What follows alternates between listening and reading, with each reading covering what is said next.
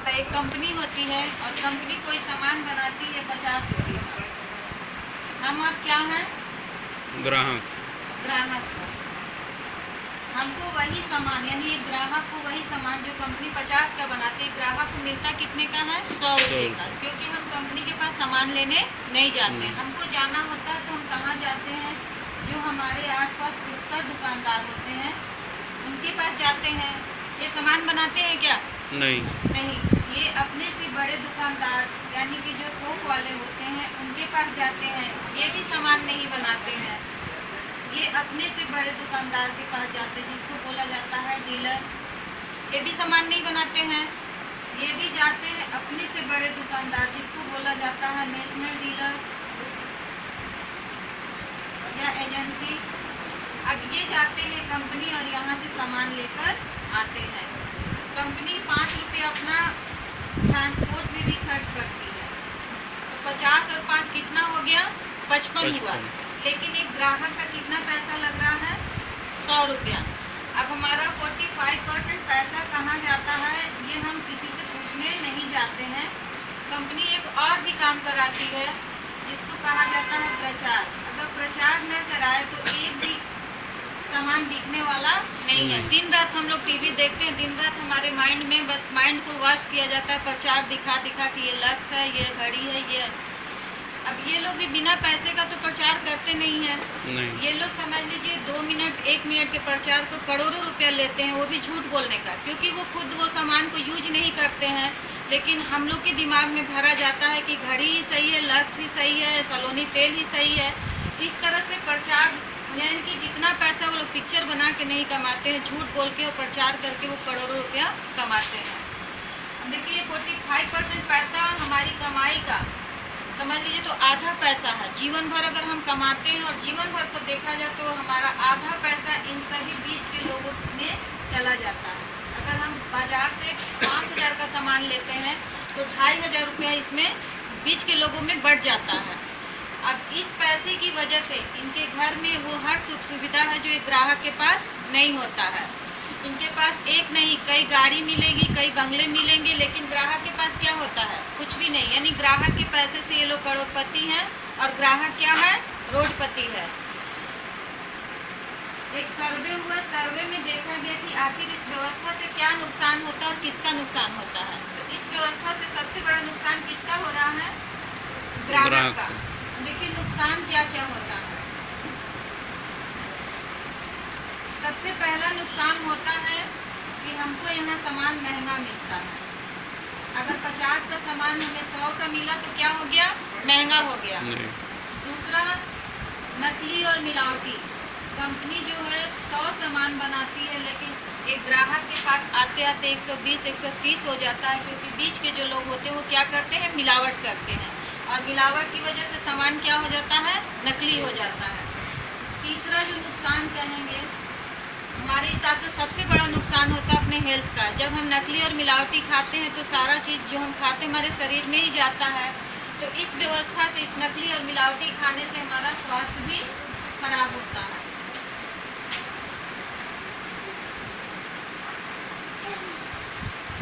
चौथा जो नुकसान होता है, हम जीवन भर खरीदारी करते आ रहे हैं इस व्यवस्था से, लेकिन आज तक 1 रुपया भी आमदनी नहीं होता है।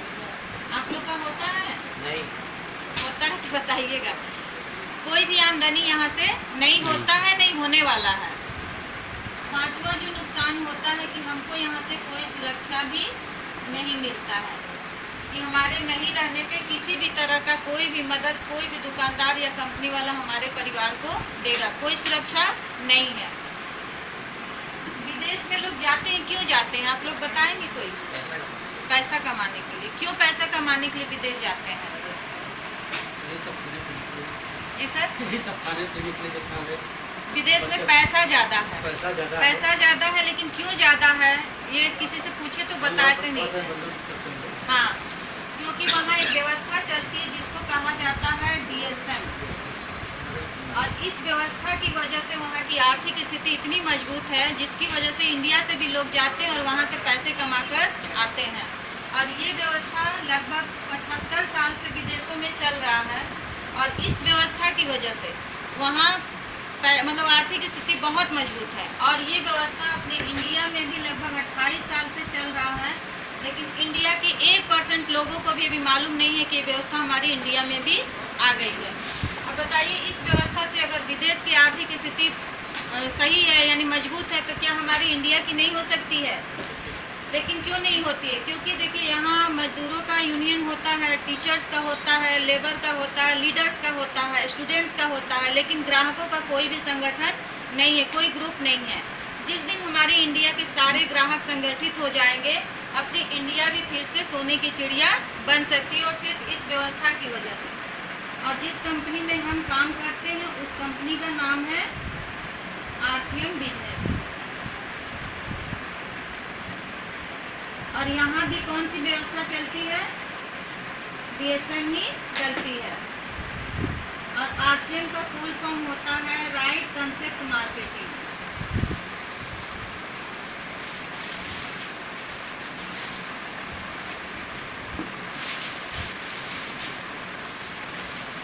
और हिंदी में कहा जाता है खरीदारी करने का सही तरीका, या फिर इसको कह सकते हैं नई बाजार व्यवस्था।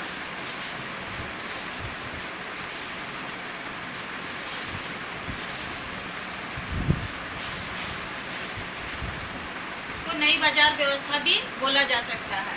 यहाँ पे देखिए, नई बाजार व्यवस्था में क्या होता है, यहाँ कंपनी है और अगर ग्राहक नहीं रहेगा तो व्यवस्था चलेगी क्या? नहीं चलेगी। अगर ग्राहक है और कंपनी न रहे तो भी नहीं चलने वाला है। यहाँ कंपनी क्या कहती है कि 2 कदम हम आते हैं, 2 कदम आप आइए, बीच में डालते हैं एक PUC मतलब पिकअप सेंटर। और कंपनी क्या कहती है कि आप हमसे रजिस्टर्ड हो जाइए। रजिस्टर्ड होना यानी जुड़ जाना है, अपना एडमिशन करा लेना। अब कंपनी को हमें आपको अगर कोई फ़ायदा देना है तो कंपनी हमें देगी कैसे? जब तक हमको जानेगी नहीं, पहचानेगी नहीं, तब तक कोई फ़ायदा नहीं दे सकती। तो कंपनी हमें जानने पहचानने के लिए क्या मांगती है? कंपनी कहती है अपना आधार कार्ड, पैन कार्ड, एक फ़ोटो, बैंक पासबुक, नॉमिनी का नाम और उनका date of birth, mobile number. इतने जब डॉक्यूमेंट्स हम दे देते हैं तो कंपनी से हम रजिस्टर्ड हो जाते हैं। जब हम रजिस्टर्ड हो जाते हैं तो देखिए कंपनी हमको फ़ायदा क्या देती है, क्योंकि हम पुरानी बाजार व्यवस्था छोड़ के आए हैं नई बाजार व्यवस्था में फ़ायदा लेने के लिए, तो फ़ायदा जानना जरूरी है जी। तो पहला फ़ायदा कंपनी हमको देती है, हम रजिस्टर्ड है तो सबसे पहला फ़ायदा देती है कि हमको यहाँ सामान जो है सस्ता मिलता है, पहला फ़ायदा। दूसरा, MRP से 10% से 20% तक का छूट मिलता है। 10 से 20% छूट कम है क्या? बहुत है। ट्रेडिशनल में मिलता है? नहीं मिलता। नहीं। तीसरा, यहाँ 100% शुद्धता की गारंटी है।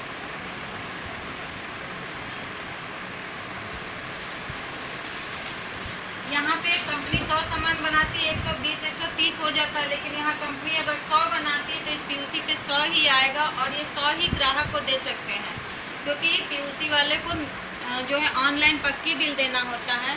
अगर ये पक्की बिल देते 101 भी करेंगे तो लिखेगा आउट ऑफ स्टॉक, यानी स्टॉक में सामान ही नहीं तो बिल नहीं कटेगा, तो ये क्या मिलावट नहीं कर सकते हैं। चौथा फायदा होता है कि जब जैसे कि यहाँ हम नकली खा रहे थे तो हमारा स्वास्थ्य खराब हो रहा था, जब हम शुद्ध खाएंगे तो क्या होगा, हमारा स्वास्थ्य, आप लोग बोलते रहिए, अच्छा होगा, स्वास्थ्य अच्छा मिलेगा और डॉक्टर के वहाँ जाने से भी बचे रहेंगे। पांचवा जो फायदा होता है कि कंपनी हमें 30 दिन की वापसी की भी गारंटी देती है। अगर कंपनी को अपने सामान पे कॉन्फिडेंस नहीं रहता तो शायद ये फ़ायदा हमको नहीं मिलता, तो कंपनी यहाँ 30 दिनों की वापसी की गारंटी देती है।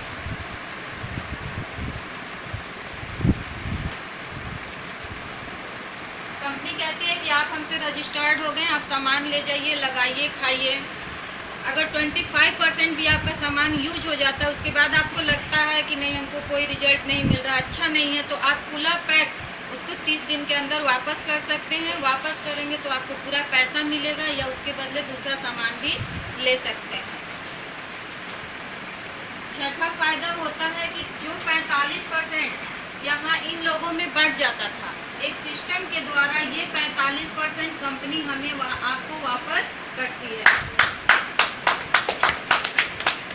अब ये बताइए कि अगर 45% से हमारे आपके 45% से इन लोग की लाइफ बदल सकती है, इन लोग की लाइफ में टर्निंग पॉइंट आ सकती है, तो क्या हमारे आपकी लाइफ बदल नहीं सकती है? हमारी लाइफ में टर्निंग पॉइंट नहीं आ सकती है? आ सकती है। तो ये कंपनी क्या करती है कि हमको आपको 45% का बिजनेस पार्टनर भी बनाती है।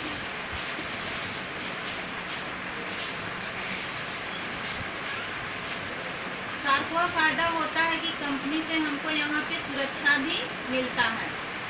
और सुरक्षा भी ऐसे नहीं कि हम चले जाएंगे तो हमारे बस एक ही परिवार को मिलेगा, नहीं, कंपनी यहाँ 7 पीढ़ी तक यानी पीढ़ी दर पीढ़ी ये सुरक्षा हमको मिलता है। इसलिए यहाँ नॉमिनी में नाम लगता है।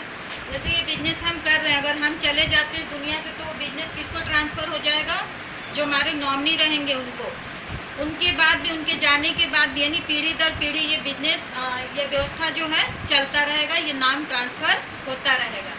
अब सवाल ये रहा कि 45% कंपनी हमें आपको हमारा शक्ल देख के और बैठा के तो देगी नहीं, कुछ तो करना पड़ेगा। तो कंपनी यहाँ क्या कहती है कि सबसे पहला काम कीजिए खर्चा। खर्चा मतलब जो हम अपनी ज़रूरत का सामान पहले ट्रेडिशनल से लेते थे, अब हमको कहाँ से लेना है? RCM से। अगर हम RCM से लेते हैं तो हमको 10% से 32% पैसा हमारे अकाउंट में आता है। ये हमारे खर्चे का पैसा हो गया। इसको क्लियर कर दे। जैसे कि मान लीजिए आप 2000 का सामान ट्रेडिशनल मार्केट से पहले लेते थे तो 2000 रुपया देना पड़ता है।